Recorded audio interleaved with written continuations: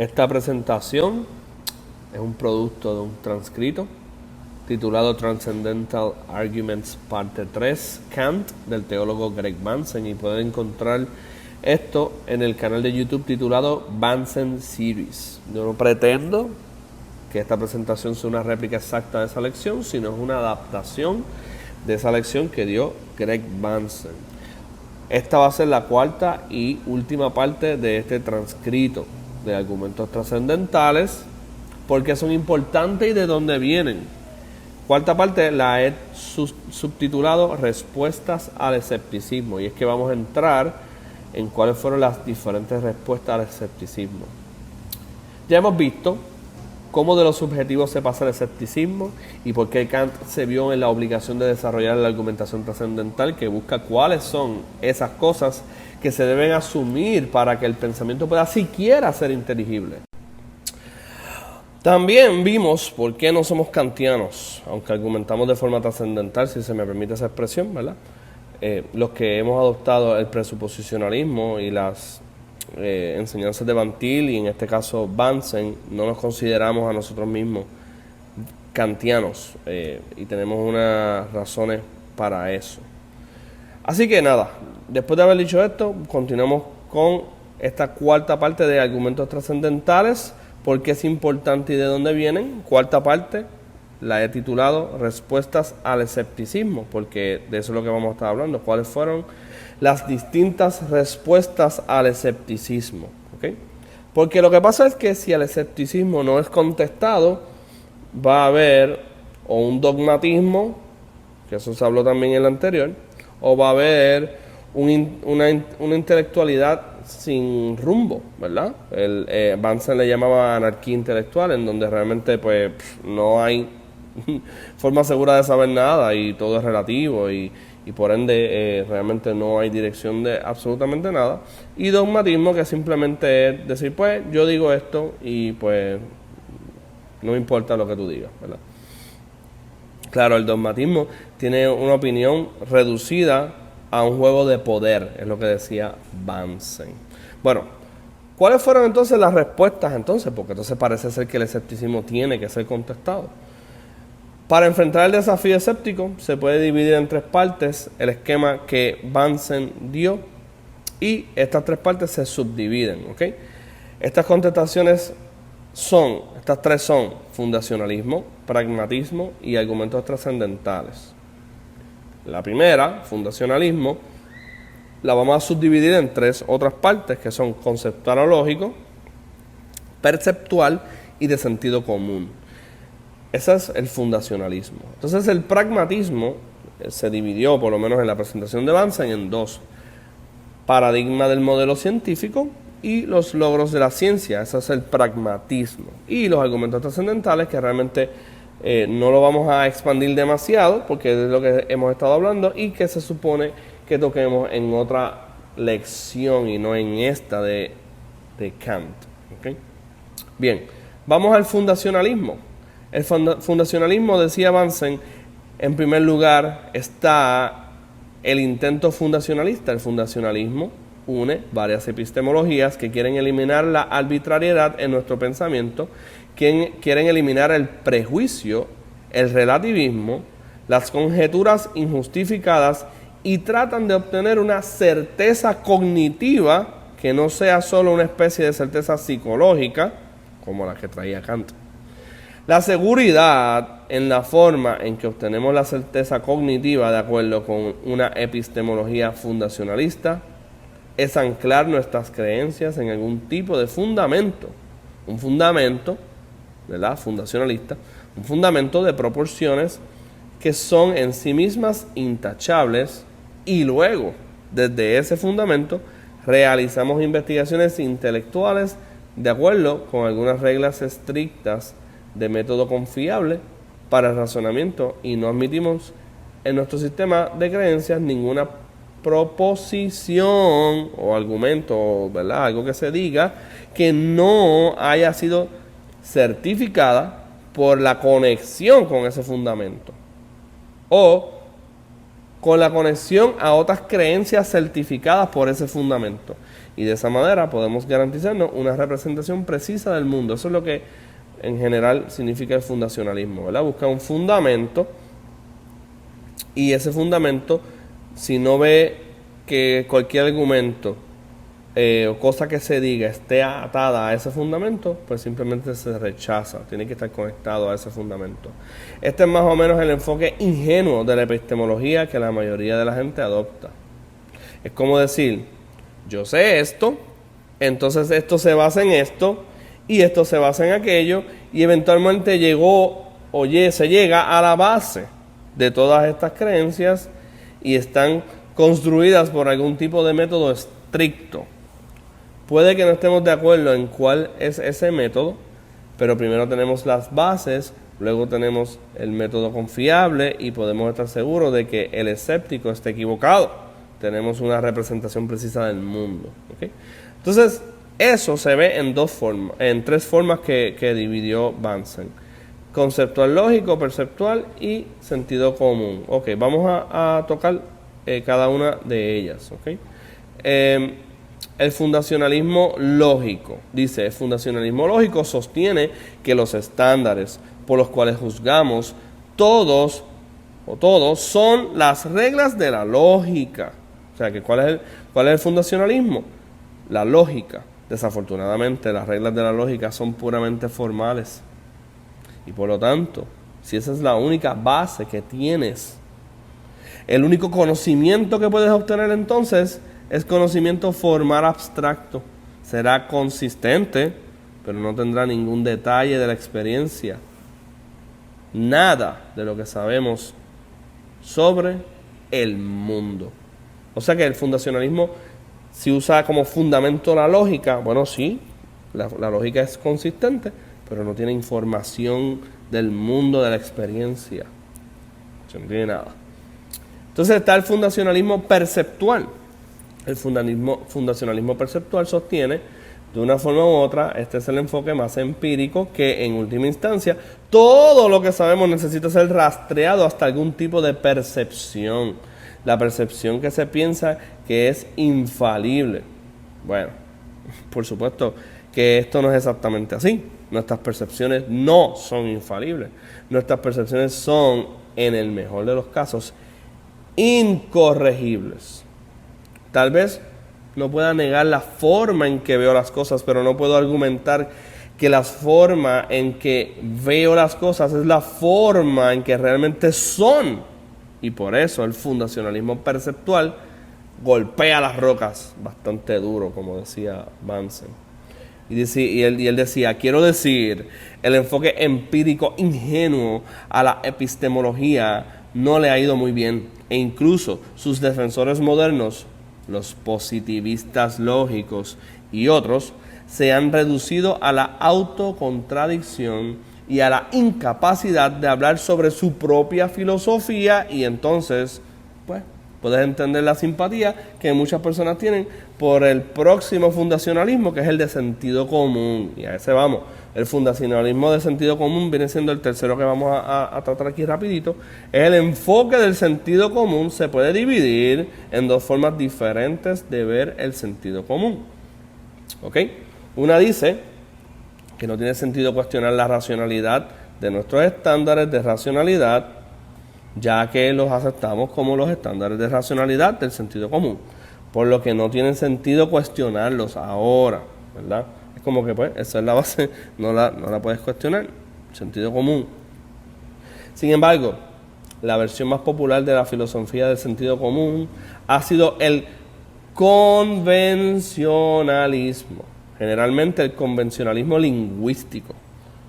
Los estándares que llamamos de sentido común son parte de una forma de vida con la que, en términos de la cual hemos crecido, hemos aprendido a usar el lenguaje y demás.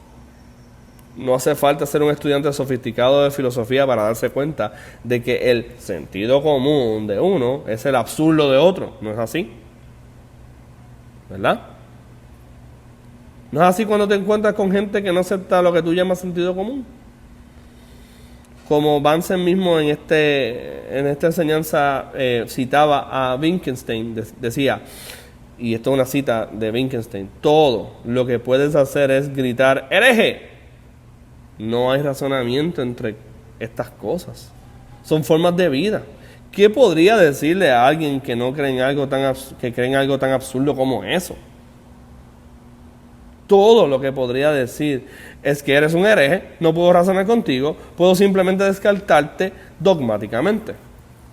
Y como expresaba Bansen en este escrito, en esta enseñanza, eso es una tontería hablar de esa manera, no se puede hablar así, ¿verdad? No puedes descartar dogmáticamente a alguien, eso no es un argumento, ¿verdad? Bueno, el fundacionalismo no ha tenido mucho éxito, no es muy popular en nuestros días.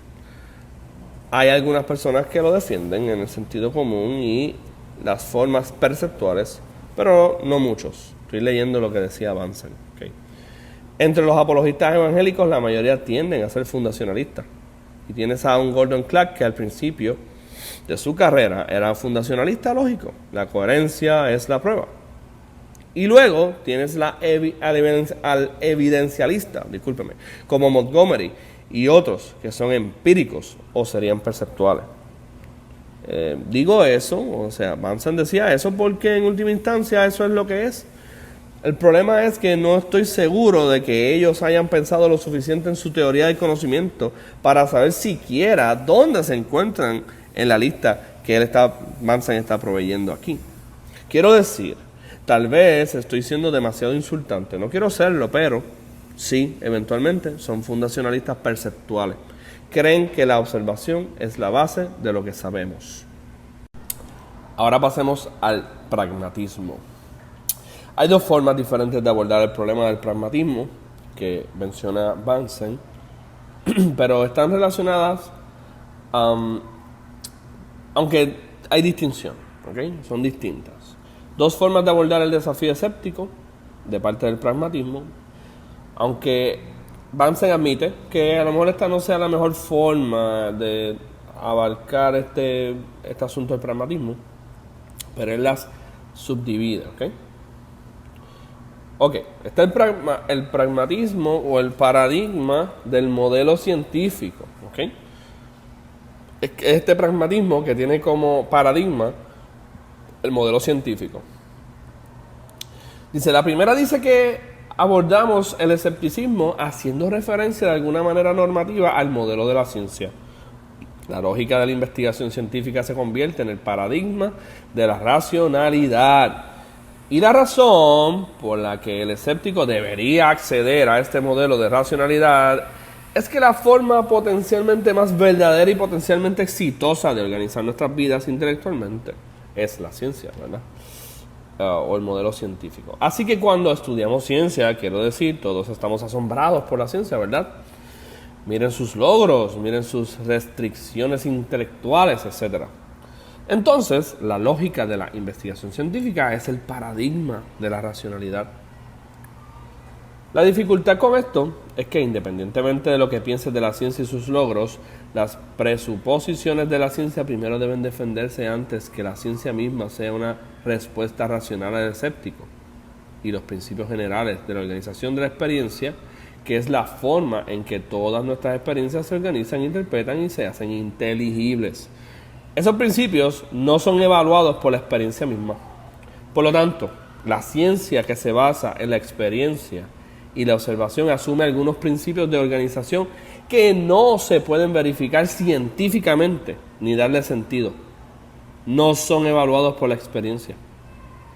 Además, cuando comiences a hablar sobre el modelo de la ciencia, te sentirás avergonzado por dos cosas. Primero, había muchas culturas, tanto simultáneas a la nuestra como anteriores a la nuestra, que no surgieron o que no pudieron hacer que surgiera lo que llamamos el procedimiento científico, pero las llamaríamos personas racionales, quienes dicen que lo que hacemos hoy en las ciencias naturales es el modelo de la ciencia. Asume que todos los que hicieron las cosas de una manera diferente a como las hacemos ahora eran irracionales, y eso, por supuesto, no es nada más que un prejuicio cultural el hablar de esa manera.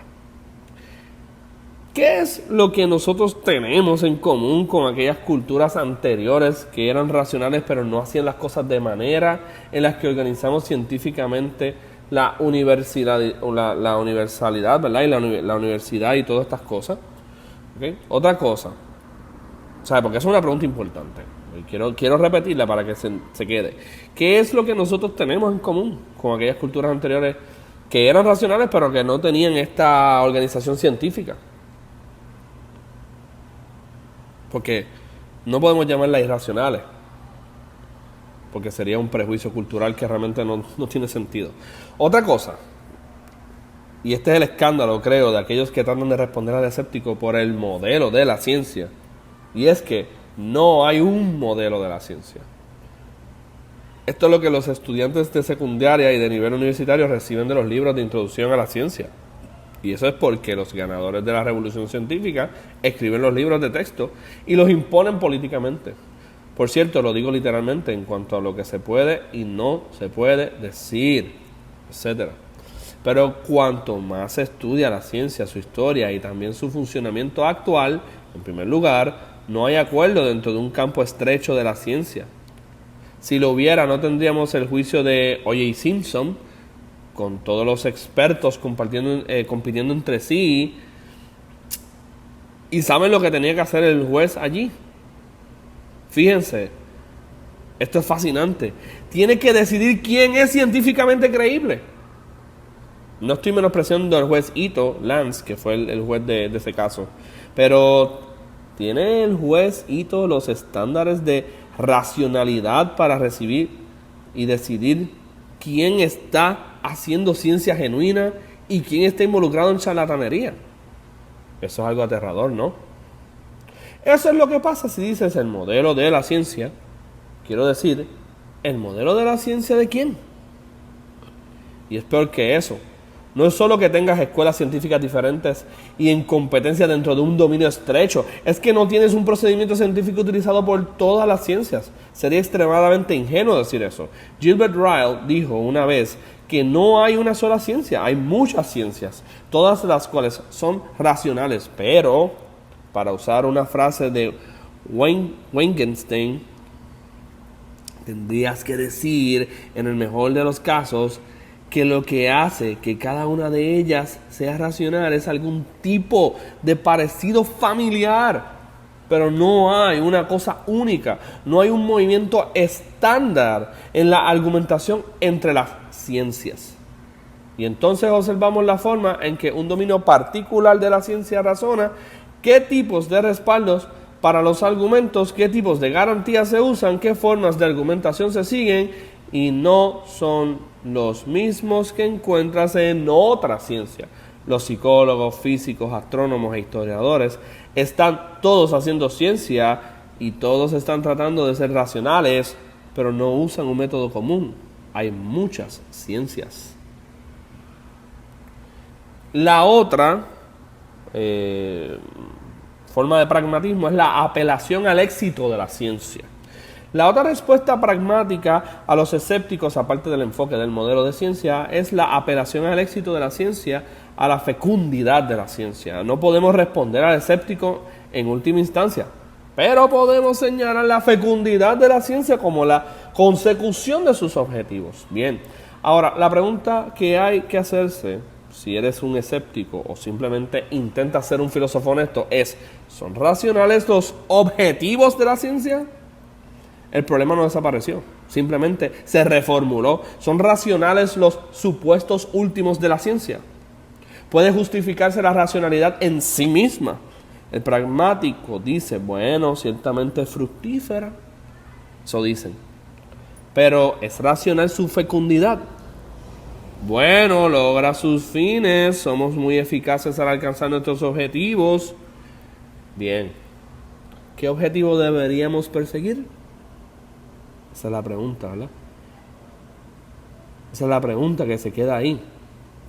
La ciencia es fecunda, por ende es eficaz.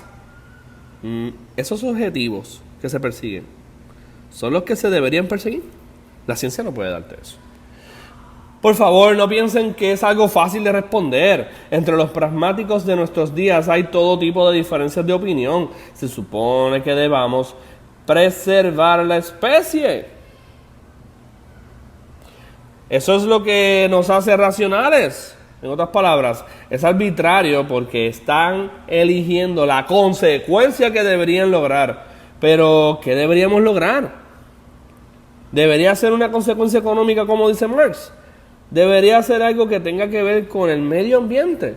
¿Debería ser algo igualitarista o igualitarismo social? Quiero decir, hay todo tipo de cosas por las que la gente se esfuerza. El pragmatismo supone que sabemos cuál es el único fin racional que deberíamos lograr. Bueno, no tenían justificación para esto. Hay rivales a la idea de adaptarnos a nuestro medio ambiente o salvar la especie o lograr la igualdad social en términos de lo que deberíamos estar persiguiendo pragmáticamente. O sea, lo que está señalando Vance, hay competencia entre lo que realmente debe ser práctico o no. Y por último, ya dejando entonces el pragmatismo, vamos a la tercera respuesta al escepticismo son los argumentos trascendentales. Bien, ¿qué hacemos si los fundacionalistas y los pragmatistas no pueden responder al escepticismo? Hay otra forma de razonamiento, y esto nos lleva de nuevo a Immanuel Kant. En términos de un procedimiento o una manera de abordarlo, no creo que Kant haya hecho con éxito, ¿verdad? O haya realizado con éxito una contestación al escéptico. Pero la tercera forma en que se puede encontrar al escéptico es ofrecer un argumento trascendental. Y el argumento trascendental adopta la forma de decir que sabemos que algo es verdad a partir de la imposibilidad de lo contrario. Eso es una manera de decirlo. O que lo que buscamos es la condición previa para la inteligibilidad de la experiencia. Decimos que hay ciertas cosas que sabemos que son verdaderas porque esas cosas son la condición previa o la presuposición por la inteligibilidad, ¿verdad? Para la inteligibilidad. Así pues, ahora el escéptico puede seguir parloteando todo lo que quiera, pero nuestro punto es el siguiente. Mientras usted quiera argumentar, señor escéptico, estará presuponiendo la inteligibilidad de lo que está diciendo y por tanto se ha encontrado en su propio terreno y resulta que no puede desarrollar su argumento escéptico sin esta metafísica o visión del mundo en términos de la cual su lenguaje, su argumento, su sistema, lo que tú quieras, puede tener sentido. Estás usando un instrumento que no tiene sentido en tus bases, es lo que está diciendo Bunsen. Con suerte, esto les dará una especie de mapa del panorama de la epistemología moderna. No les dice todo de ninguna manera, pero las grandes colinas deberían ser fáciles de ver. Tenemos al escéptico, que es realmente el alborotador entre nosotros, y al escéptico se le responderá de una manera fundacionalista, pragmática o trascendental. ¿Cómo se aplica esto a mi declaración inicial de esta mañana? Y es que tienen que ir, ¿verdad? Discúlpenme, esto es un paréntesis, tienen que ir a mi primera presentación, esta es la cuarta, para que vean lo que él está diciendo desde el principio, ¿verdad? Dice, ¿cómo se aplica esto a mi declaración inicial de esta mañana? Creo que hay una prueba objetiva de la existencia de Dios.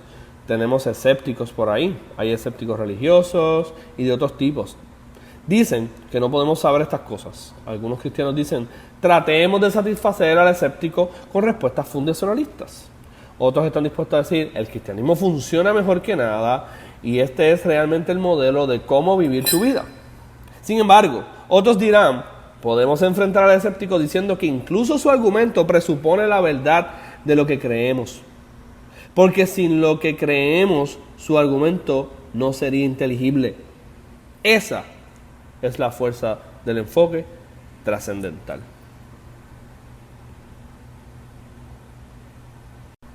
Gracias por haber sido parte de estas lecciones, que realmente es parte de un transcrito que se titula en la página de Bunsen Series, Argumentos Trascendentales.